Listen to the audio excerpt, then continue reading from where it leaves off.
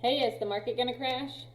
That is a question that I have been asked so much lately, and there are so many economists out there or experts in the field that have written, there's hundreds of articles that you can look at, and more than likely they all say different things.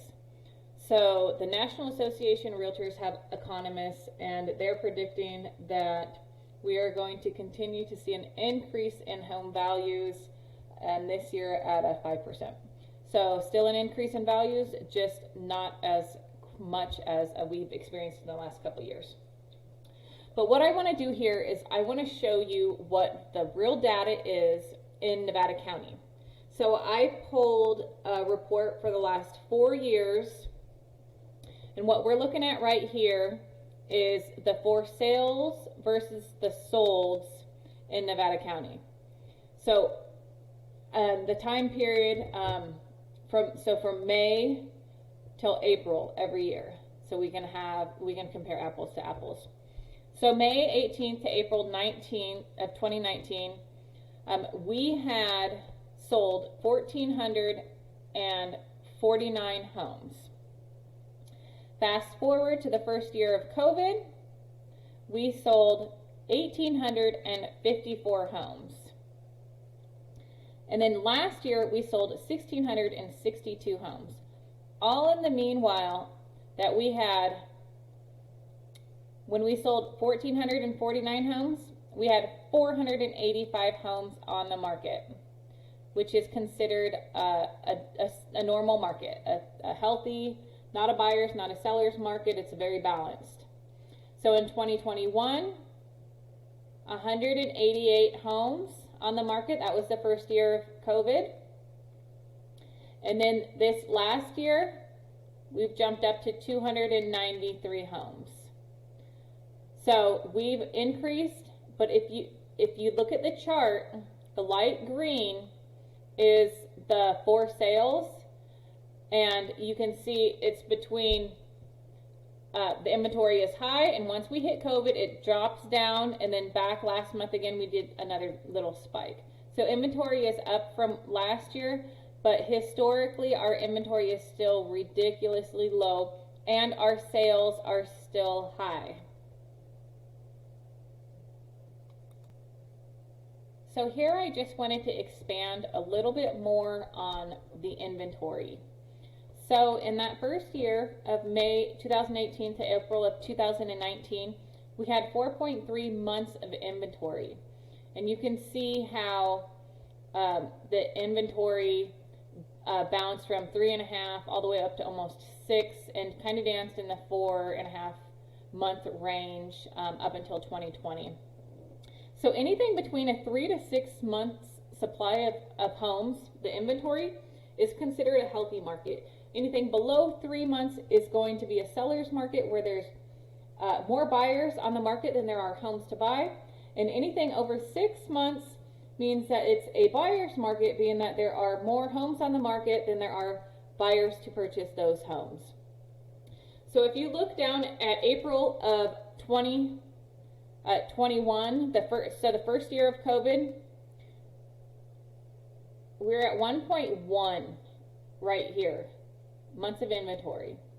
So for that year, we're at 1.7, which is what, a third of what it was on the stable market back in May.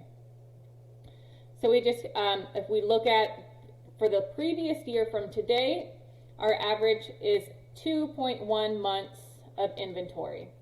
And if you do a quick little snapshot of just the last 10 days, we've jumped up to 3.3. So hopefully that means that we're starting to swing in to a more stabilized market, but that really is much too small of a sample to give any kind of accurate data. Okay, and here is a chart for the average price sold.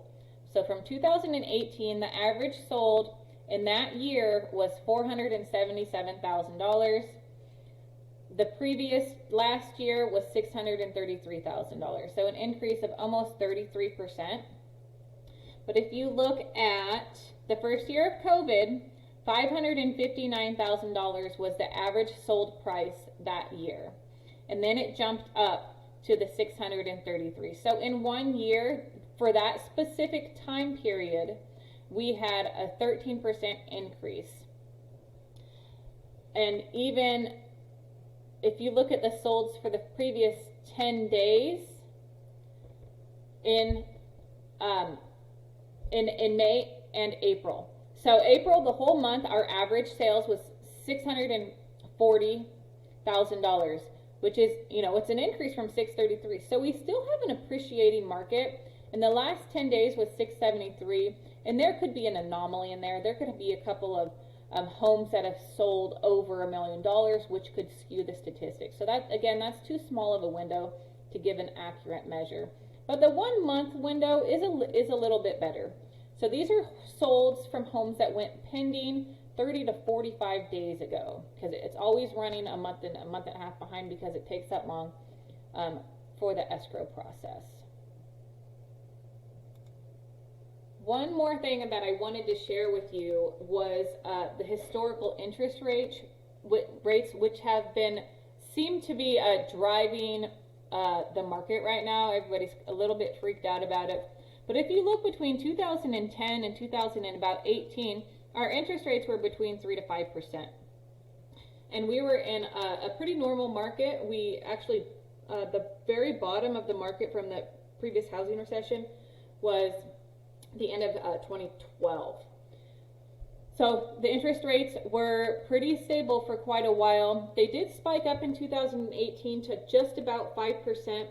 So then when COVID hit, or during COVID, the Fed dropped the interest rates for banks to borrow down to 0%.